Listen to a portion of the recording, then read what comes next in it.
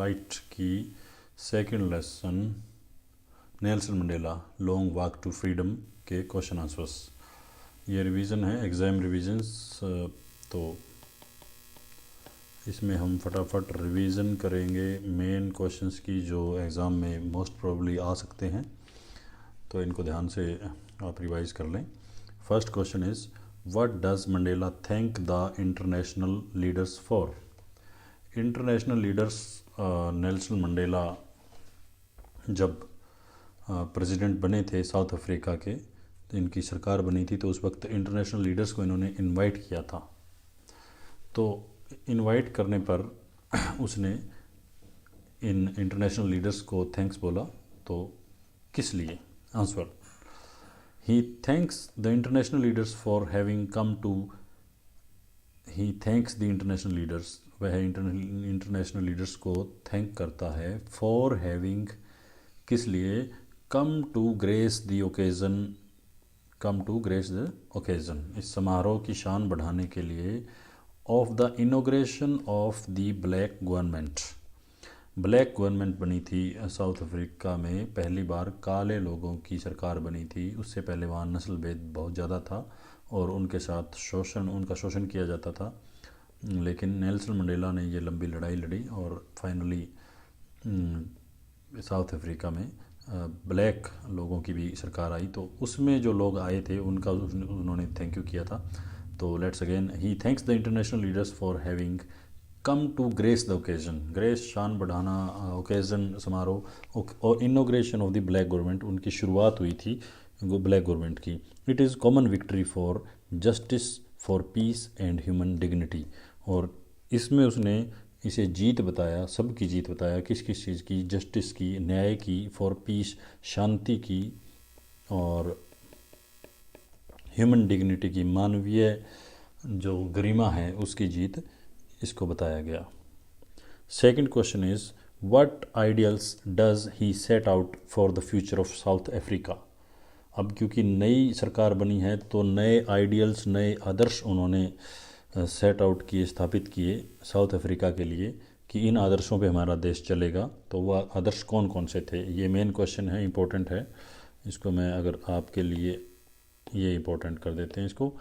तो आंसर इसका क्या है? कौन कौन से आदर्श थे? He sets out the ideals of liberating his people from, liberating होता है आज़ाद करना, liberating his people from the bondage of poverty, bondage होता है बंधन, बॉन्डेज ऑफ पावर्टी, पावर्टी गरीबी की, गरीबी के बंधन से आज़ाद करना, डेप्रीवेशन भूखमरी, सफरिंग पीड़ा, जेंडर एंड अदर डिस्क्रिमिनेशन, लिंग व अन्य डिस्क्रिमिनेशन भेदभाव, किसी भी प्रकार का भेदभाव हो, सफरिंग हो, दुख तकलीफ़ हो, भूखमरी है, गरीबी है, उन सब से आज़ाद करना नए देश के, इनका जो नई सरकार बनी थी उसके आदर्श स्थापित नेल्सन मंडेला ने किए। तो ये मेन क्वेश्चन है, इसको आप अच्छे से याद कर लें कि he sets out the ideals of liberating his people, आज़ाद करवाना है, फ्रॉम के बाद ये चीज़ें किस किस चीज़ से?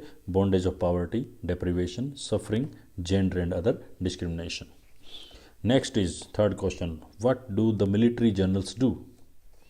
अब इस समारोह में मिलिट्री के जो बड़े बड़े अधिकारी थे वो क्या करते हैं?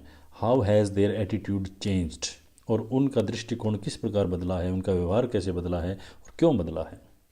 देखिए, आज़ादी से पहले या ब्लैक गवर्नमेंट बनने से पहले तो नेल्सन मंडेला बहुत साल जेलों में रहे थे और क्रांति करने के लिए उनको जेल डाल दिया जाता था, और यही मिलिट्री के जो जनरल थे वो उनको पकड़ के जेल में डालते थे। तो अब जब ये राष्ट्रपति बन गए हैं तो वो उसको सैल्यूट भी करते हैं। तो एट द सेरेमनी, इस समारोह में, द मिलिट्री जनरल्स कम आते हैं एंड सैल्यूट मंडेला, और उसे सैल्यूट करते हैं। देयर बिहेवियर हैज़ चेंज्ड, उनका व्यवहार बदल चुका है, बदल चुका है।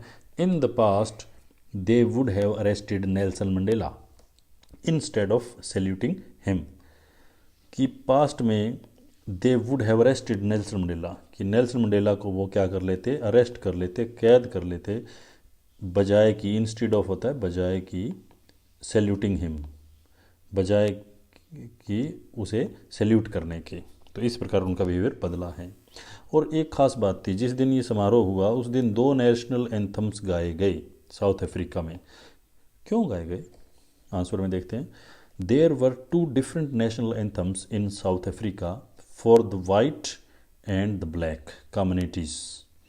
समुदाय होता है कम्युनिटी, तो काले लोगों के लिए एक अलग और सफ़ेद लोगों के लिए अलग नेशनल एंथम गाया गया।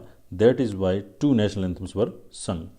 और ये 2 इसलिए गाए गए क्योंकि सफ़ेद गोरे लोग तो पहले से भी अपना नेशनल एंथम गाते आ रहे थे। कालों की जब सरकार बनी तो उन्होंने खुद का नेशनल एंथम गाया। तो उस समय नेल्सन मंडेला ने कहा कि अगर हम अब गोरों का नेशनल एंथम नहीं गाएंगे या अकेले कालों का गाएंगे तो हम में और उनमें फ़र्क क्या है, कि मान लो अब हमारे पास पावर आ गई और हम इनका शोषण करें, उत्पीड़न करें, तो फिर वो तो सेम ही बात होगी कि पहले इनके पास पावर थी तो वो ऐसे करते थे, तो इस प्रकार बुराई ख़त्म नहीं हो सकती। हमें बराबरी करनी है, हमें किसी का उत्पीड़न नहीं करना। इसलिए उन्होंने दोनों समुदाय के, ब्लैक के और वाइट के नेशनल एंथम इस सेरेमनी में गाए। Next question is what does courage mean to Mandela? साहस। करेज क्या होता है? साहस। साहस मंडेला के लिए क्या है? मंडेला के लिए साहस डर की अनुपस्थिति नहीं है, कि डर ही ना लगे, वो साहस नहीं है। साहस ये है कि डर भी लगे लेकिन उसके बाद भी बंदा वहाँ पे खड़ा रहे, उसका सामना करे। तो अकॉर्डिंग टू मंडेला के अनुसार courage does not mean absence of fear. Courage does not mean मतलब साहस का मतलब ये नहीं कि एब्सेंस ऑफ फियर, डर का एब्सेंस होता है अनुपस्थिति, कि डर का ना होना। कि साहस का मतलब डर का ना होना नहीं है, but the Triumph over it, परंतु इसके ऊपर जीत पा लेना। ट्रायम्फ क्या होता है? जीत पाना। तो आप विक्ट्री भी लिख सकते हो, इसको ट्रायम्फ भी लिख सकते हो। तो ये इसके ऊपर जीत होती है। देन नेक्स्ट क्वेश्चन इज, ये 5th था, 6th कर लेते हैं इसको। Which does he think is natural to love और टू हेट? नेल्सन मंडेला के हिसाब से प्राकृतिक रूप से इंसान जो है वो उसमें जो फीलिंग्स होती है वो लव की होती है या हेट की होती है, प्यार की होती है, नफरत की होती है? तो इसका आंसर ये है कि नेल्सन मंडेला कहता है कि natural, he thinks that it is natural to love, कि प्यार की जो भावना है वो प्राकृतिक है। लव कम्स नेचुरली कि टू ह्यूमन हार्ट, कि मानवीय हृदय में प्रेम बड़े प्राकृतिक तरीके से आता है। तो ये नेल्सन मंडेला बोलते हैं इसमें। Next is what, 7th question कर देते हैं इसको। व्हाट ट्विन ऑब्लिगेशंस, 2 ऑब्लिगेशंस या 2 दायित्व डज मंडेला मेंशन होता है जिक्र करना। मंडेला किन 2 उत्तरदायित्वों का जिक्र करते हैं? उत्तरदायित्व क्या होते हैं? किसी मतलब जिम्मेवारी, एक तरह से हम देखा जाए तो, कि 2 जिम्मेदारियों की बात इसमें करते हैं। तो कौन कौन से 2 उत्तरदायित्व मंडेला जिक्र करते हैं? देखिए, मंडेला सेज दैट, मंडेला कहते हैं every citizen has twin obligations, कि हर एक नागरिक के 2 ऑब्लिगेशंस है। ट्विन जुड़वा को बोलते हैं, वैसे जुड़वा, उसके जुड़वा जिम्मेदारियां हैं। The first obligation is to, पहली जिम्मेदारी इज़ टू हिज फैमिली, अपने परिवार के प्रति है। हिज पेरेंट्स, अपने माता पिता के प्रति है। हिज वाइफ एंड चिल्ड्रन, अपनी पत्नी और अपने बच्चों के प्रति है।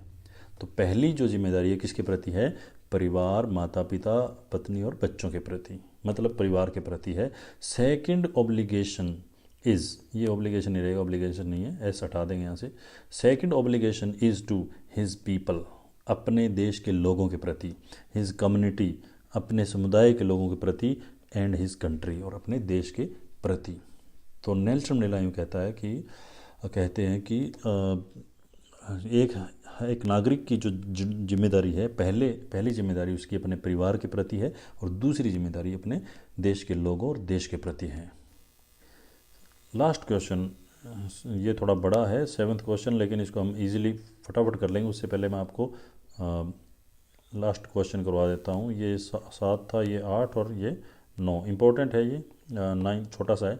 Does Mandela think the oppressor is free? Oppressor कौन होता है? जो शोषण करता है या उत्पीड़न करता है, उत्पीड़न, ठीक है।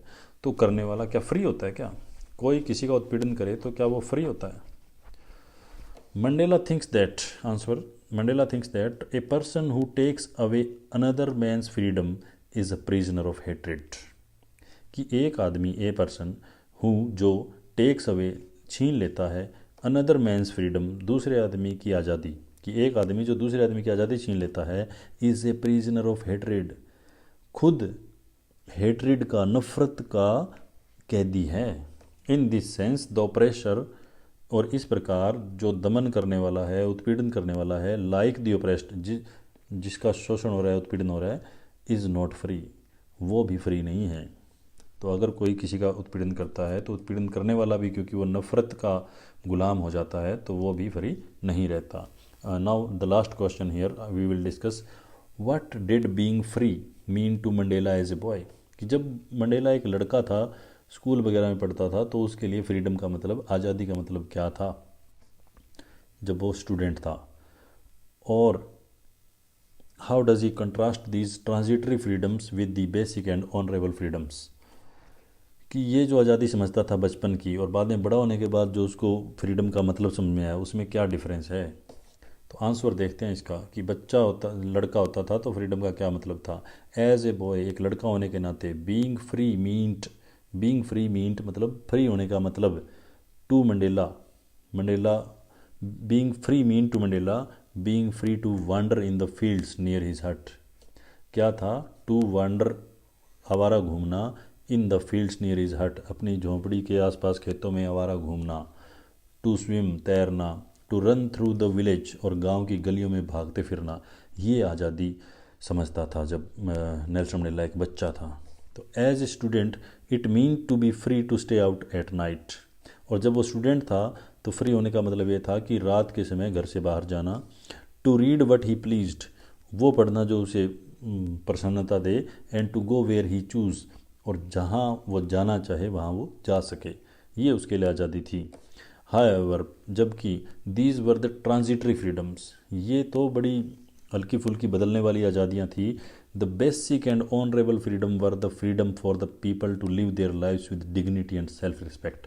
असली फ्रीडम क्या है, यहाँ से सीधा ले लो, to live their lives with dignity, कि असली फ्रीडम का मतलब है कि लोग अपने जीवन को गरिमा और आत्मसम्मान के साथ जी सके, वो असली फ्रीडम है। तो बचपन में उसके लिए फ्रीडम क्या थी, खेतों में घूमना, तैरना, गांव में घूमना, जब स्टूडेंट था तो पढ़ना, रात को बाहर रहना, जहाँ मन करे वहाँ जाना। लेकिन जब वो बड़े हुए तो उनके लिए फ्रीडम का मतलब क्या बना, ये वाली लाइन है कि अपने जीवन को गरिमा और आत्मसम्मान के साथ जीना। इसी फ्रीडम के लिए उन्होंने लड़ाई लड़ी और साउथ अफ्रीका में फिर वो पहले ब्लैक प्रेसिडेंट बने। तो ये क्वेश्चंस थे हमारे Nelson Mandela a long walk to freedom second lesson first flight का जो है एग्ज़ाम रिवीजन में हमने आज 9 क्वेश्चंस डिस्कस किए हैं। आप इनको फिर से अच्छे से करके देखें and thanks for watching this video.